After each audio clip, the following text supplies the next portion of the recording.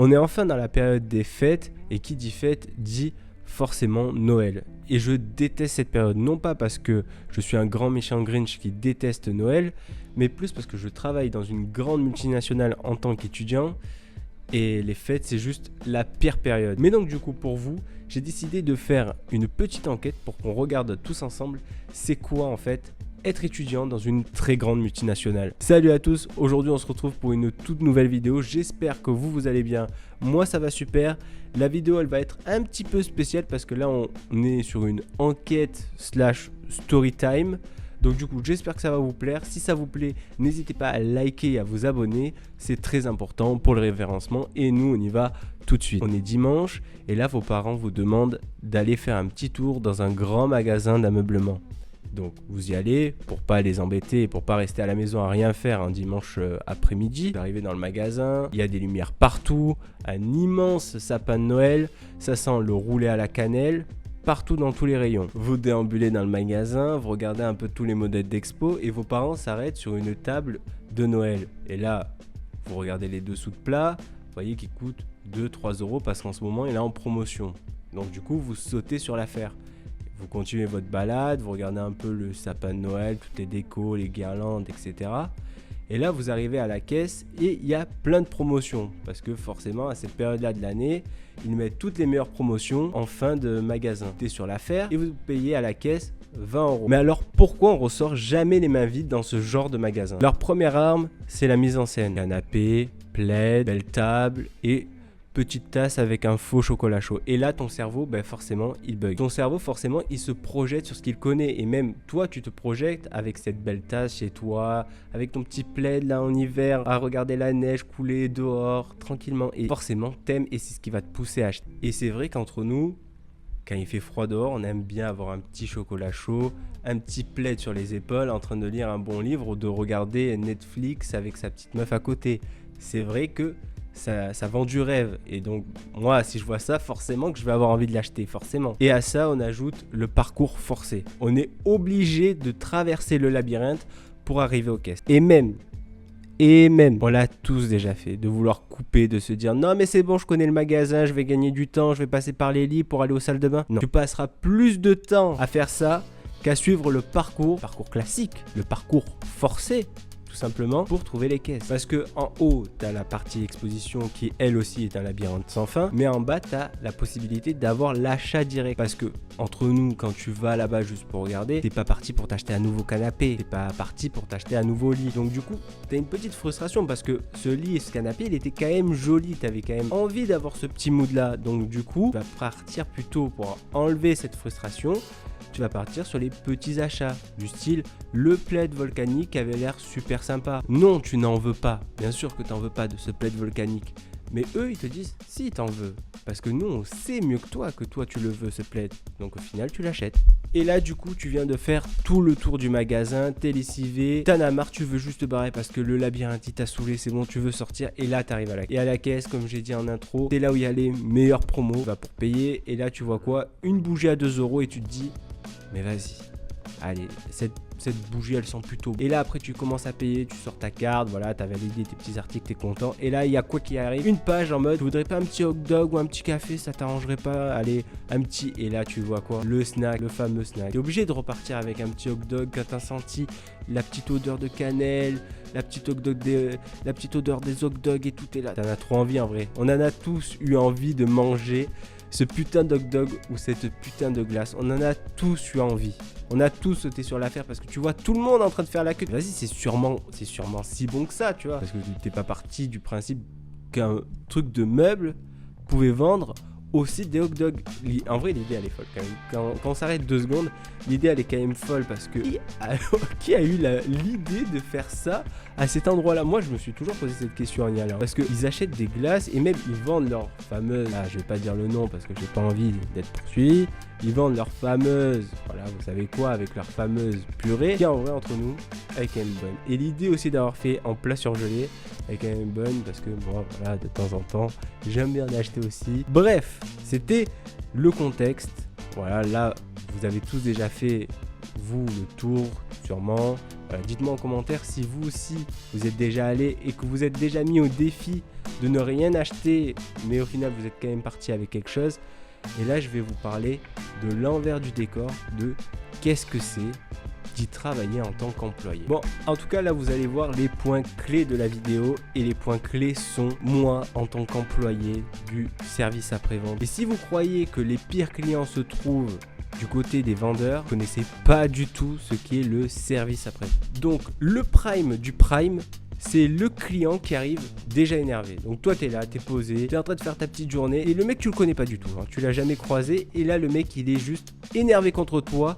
T'as l'impression qu'en fait t'es le grand créateur du magasin, c'est toi qui a même préparé son carton, rien que pour lui, que t'as décidé de lui faire de la merde, tu vois.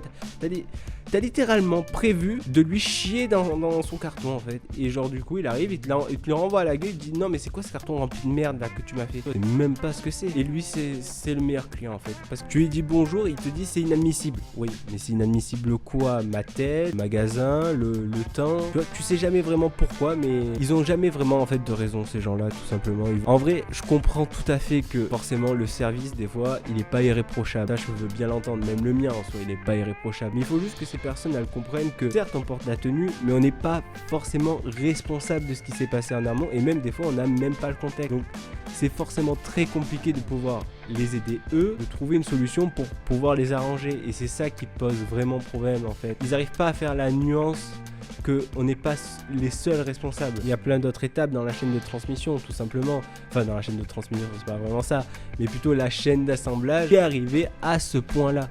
Et donc du coup nous on est juste là à s'en prendre plein la gueule. Voilà que c'est pas cool pour nous et c'est pas forcément cool aussi pour eux du coup en retour. Ensuite on a le client qui a clairement monté ses meubles à l'envers. Donc oui, c'est déjà arrivé qu'un client vienne, il a juste mal lu la notice de montage, ou même des fois il revient même sans le meuble. Ça aussi c'est déjà arrivé, il arrive avec une photo, il te dit bon moi j'ai ça qui marche pas, et donc du coup toi tu regardes parce que au bout de ton centième meuble, et forcément au bout d'un moment t'as quand même assez d'ancienneté pour te dire ouais bon, même si tu l'as jamais monté, moi ça m'arrive des fois de pas avoir monté le meuble, même très souvent je monte pas tous les meubles encore, heureusement, mais c'est m'est déjà arrivé que le mec frérot c'est juste mal monté, et il veut pas forcément l'entendre que c'est lui qui l'a mal monté, que bon je porte quand même la tenue donc c'est quand même un petit peu normal que je sache quand il y a une erreur, mais des fois ils s'acceptent pas forcément que tu leur dises tu t'es juste trompé, et ça arrive plus souvent qu'on le croit en fait, les gens qui veulent pas accepter que tu sais forcément mieux qu'eux, et ils veulent pas en fait reconnaître leur tort, et c'est compliqué aussi avec ces gens. C'est très compliqué de leur faire entendre raison à ce moment-là. Après, pour la défense, les notices sont quand même assez mal réalisées. Même moi, ça m'est déjà arrivé de voir des notices et de ne rien comprendre dessus. Donc ça, je leur accorde le point que les notices, c'est extrêmement chiant.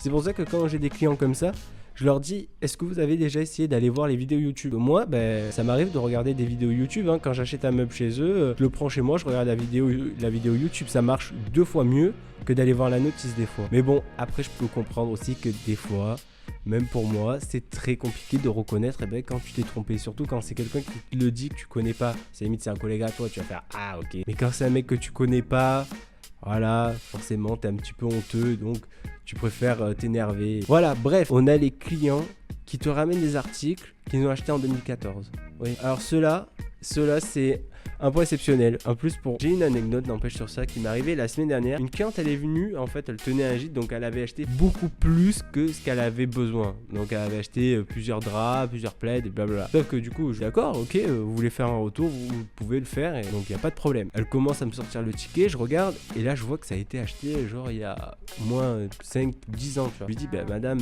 ça passe pas, j'ai pas le droit de vous le reprendre. Et là elle commence à s'énerver contre moi pour juste, parce que j'ai dit, non, en fait ça rentre pas dans notre politique de retour, vous avez pas le droit, moi j'ai pas le droit de vous les reprendre même sur un bon d'achat.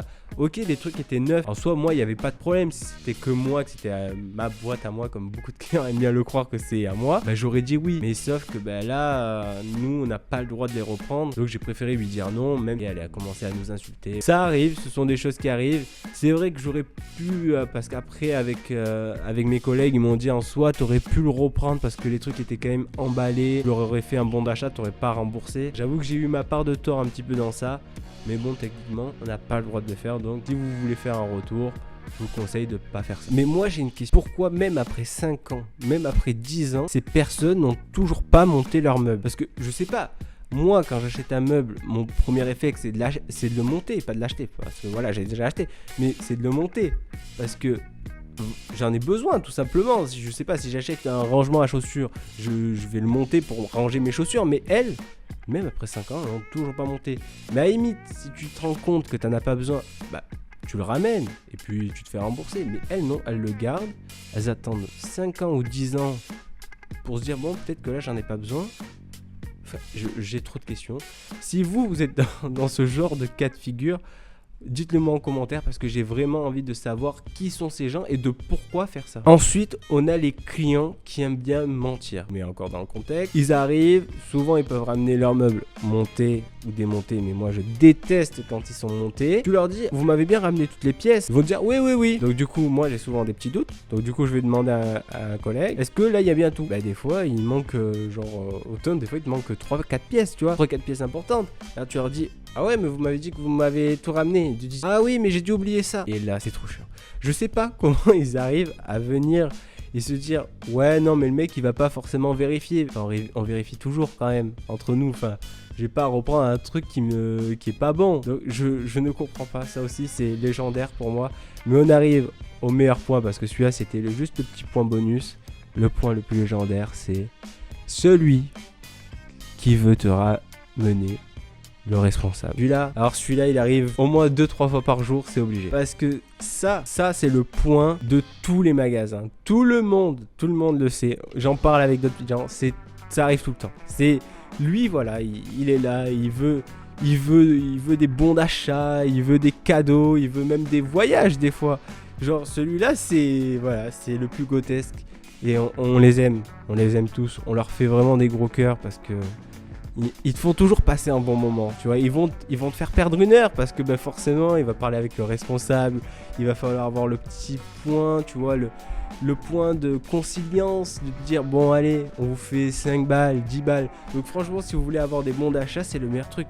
Vous pétez un câble au milieu du magasin.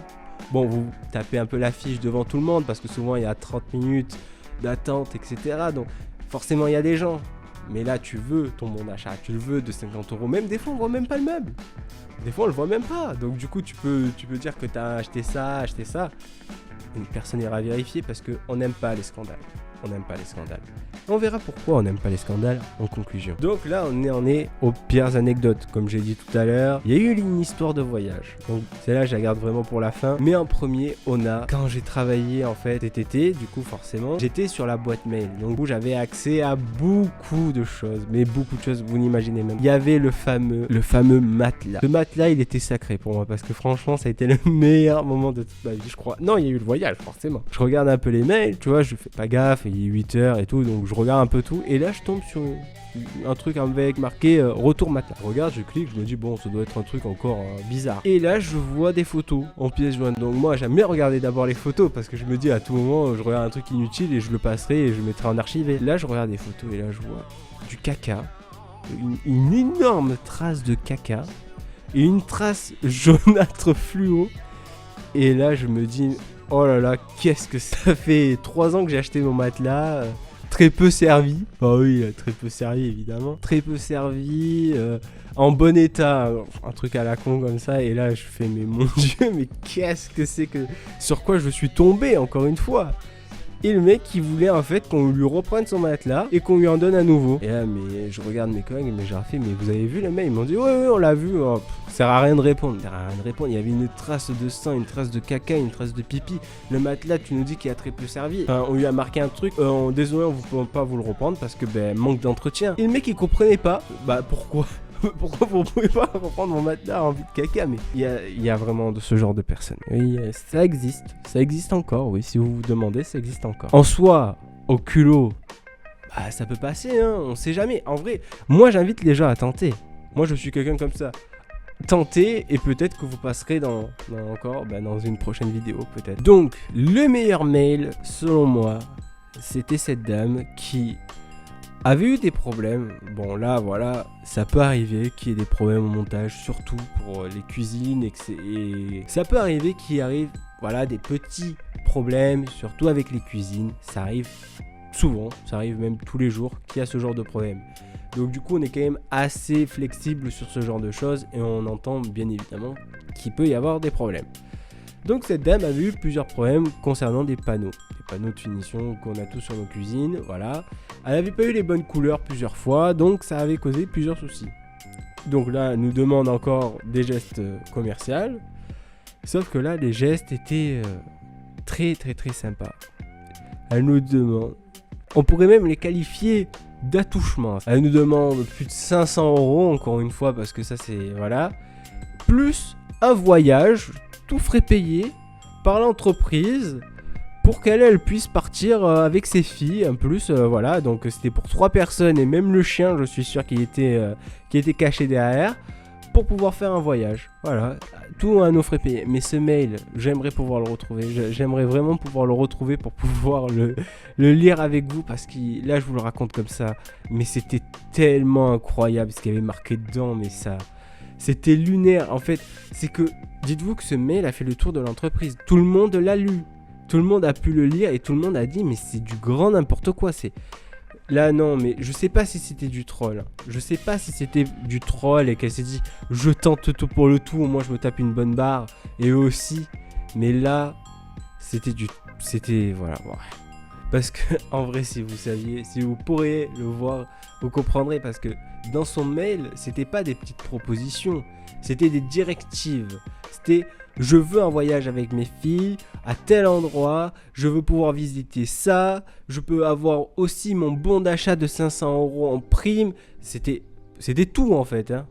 Parce que aussi j'oublie, j'avais oublié. Elle voulait un canapé, mais pas n'importe quel canapé, parce qu'elle avait mis la référence précise, le nombre de places précise. Là, il n'y avait pas de doute, hein, c'était je veux ça, comme ça. Mais nous, on s'est regardé, on a fait non, mais ce sera pas possible, ce sera juste voilà le panneau gratuit, et puis voilà, on s'arrête là, parce qu'on lui a dit non, mais c'est pas possible en fait. Allez, allons faire la conclusion, parce que j'avoue que là, j'en parle, on en rigole, mais en vrai c'est pas que de la rigolade parce qu'on oublie beaucoup de points et je vais revenir sur ces points-là. Parce que c'est vrai que depuis le début on fait des petites blagues parce que voilà, le sujet s'y prête bien, mais eux ils nous vendent surtout des familles parfaites, des meubles qu'on peut monter facilement, que tout est beau, tout est rose, tout est chill, sauf que dans les coulisses, c'est pas vraiment le cas. On est souvent mis sous l'échelle du stress, on est en sous-effectif, il manque beaucoup de pièces que nous on peut pas avoir, donc pas satisfaire le client. Les managers qui sont complètement à la dérive, ils nous abandonnent et même eux ils ont abandonné l'entreprise et ils essayent de te faire croire que c'est toi le problème, toi petit employé de merde qui touche 300 balles, c'est toi le vrai problème parce que tu n'es pas assez productif. T'es pas assez rapide, tu fais pas assez de chiffres, parce que nous, on est de simples petits employés, on est souvent étudiants, voilà, c'est un job comme un autre, mais voilà, c'est un job où on s'en fout un peu. Et de l'autre côté, t'as les managers qui, eux, sont là, ils veulent entendre un discours, ils veulent que tu dises un discours, sauf que le client, lui, il a envie d'en entendre un autre, et souvent, c'est pas celui qu'il aimerait entendre, donc du coup, toi, tu as envie de faire un petit peu le mec autoritaire, de dire non, monsieur, le voyage ne sera pas possible. Et tu as le manager qui vient sur ton épaule et qui lui te dit vas-y, donne-lui son petit bon d'achat de 300 €. Il est content, il repart et il est content. Et c'est souvent ça. Parce que dans ces entreprises-là, le client est roi. Il préfère largement perdre 500 € plutôt que de perdre le client tout court. Parce que ce client-là, il va avoir son petit bon d'achat, il va aller forcément le dépenser dans le magasin. Tout simplement, il va les dépenser, il va même dépenser plus que ce que toi tu lui as donné. Et c'est ce point-là qui est assez symptomatique de notre société parce que le client c'est celui qui dépense, c'est celui qui ramène de l'argent et c'est celui qui fait grossir l'entreprise. Donc voilà, la vidéo touche à sa fin. Pour ceux qui veulent voir un développement dans une autre vidéo, je vous invite à vous abonner, mais surtout, si ça vous a plu, je vous invite à laisser un petit commentaire, ce qui me permettra de continuer à faire ce genre de contenu, mais surtout, allez voir le podcast que je mets en description pour ceux qui préfèrent le format podcast.